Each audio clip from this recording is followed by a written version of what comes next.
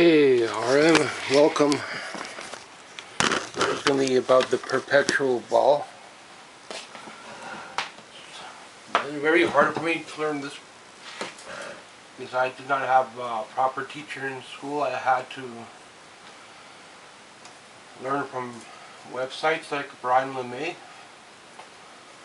Then later on I found like people like A&B, Aaron Blaze. But to get things going, printer paper will help you a little bit, but I'll show you the difference. It might work for a project like this, but then you have traditional animation paper. If you hole punch it twice and one will be too short, you'll have the height but not the length. Sometimes you need to do the ball. These exercises you could do once, maybe twice, and you would have to do them digital at school, which it kind of sucks now. You need to invest more money into a digital supply, but in here it's too short to do a 3-hole punch, so you have to change the peg bar. I don't have any other peg bar, and the exercises, it's not just the one exercise. It starts off with the ball. Depends how big you draw the ball and how big the teacher will tell you.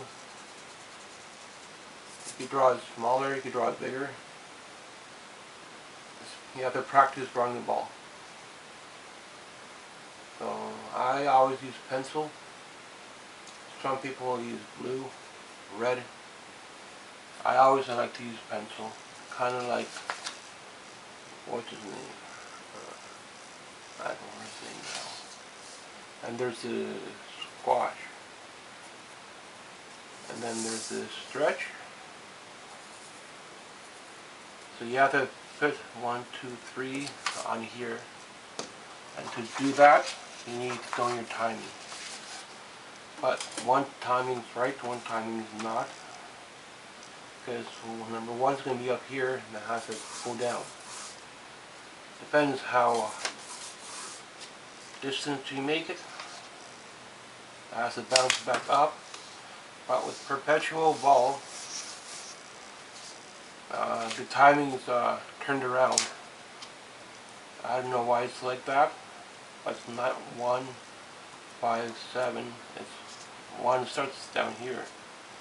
So this is the chart that I would put here. The chart. So 7, favor, 5, and 1. Even though the ball will be here, that would be too high. At least for me it would be too high. I could put a 7 down here. And 5. So from here to here. Halfway is about here. So that would be 5. And 1 will be here. And 7. 1, 5. And I do here and half. They have more fancy names for dividing 4, 3, 2. I would have to do that here.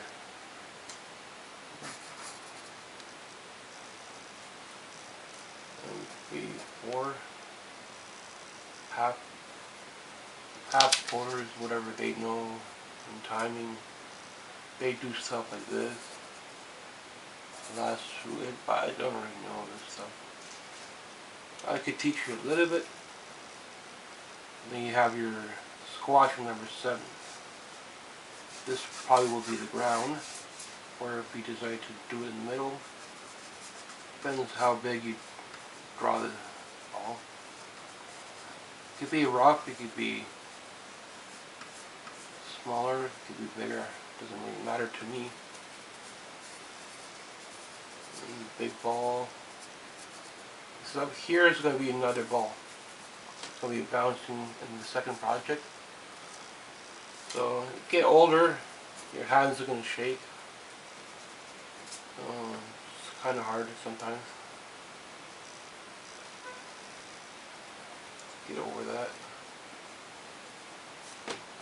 Then you just have to go over. You don't have to be super dark, but this could be even smaller. It's just a squash. Then it goes into a stretch and back into the ball. But some teachers, they will tell you gradually put it into a ball. Then you have to do another shape here. It depends on the teacher you're learning from. But to keep it simple, you just need to understand the squash, and then the stretch will be on the second page. And then chart 2. You would do chart 2. 8 will be the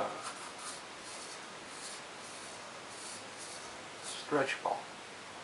The 9, some teachers will tell you don't put it right away to the circle.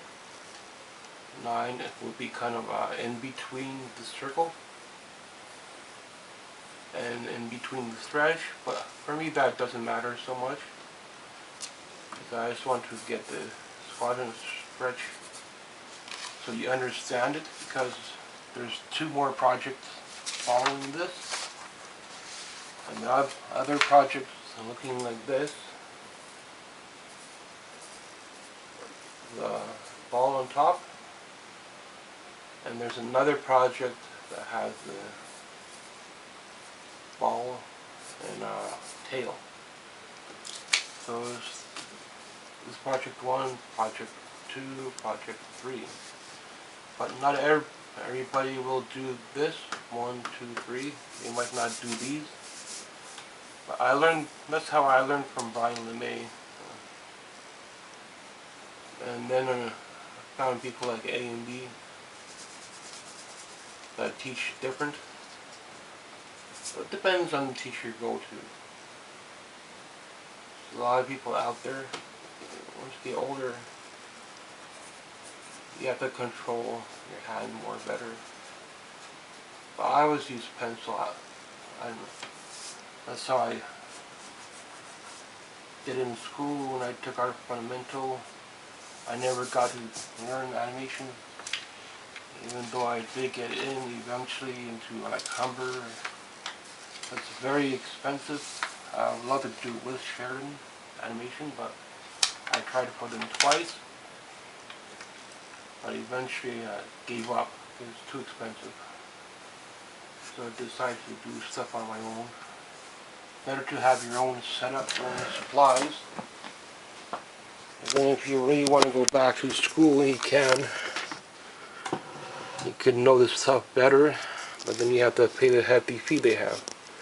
So this is a perpetual project.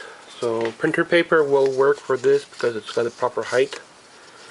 Don't always need the length, but you want to have the peg bar experience. So it's probably better to buy the paper punched up line. You could try like chroma color, but you're paying quite a bit on shipping. So you have to buy in bulk. So that's how it is with animation. Unless you're doing digital, which the schools do now. Is kind of crappy, but that's what they do. You might still learn a project like this in school, but I don't really know what they teach you first year, but maybe something similar. So thanks for watching. I might change my channel to RM Studios, by the way. So I do a little bit of teaching now to give things back to people that are trying to do animation or fine arts or something like that. I'm still learning myself, trying to upgrade whatever I can when I can. So thanks for watching.